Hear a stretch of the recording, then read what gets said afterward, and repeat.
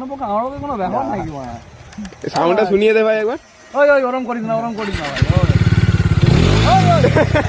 ওই গাড়ির আওয়াজ শুনলে না ওরা হাগাই দেয় আমার।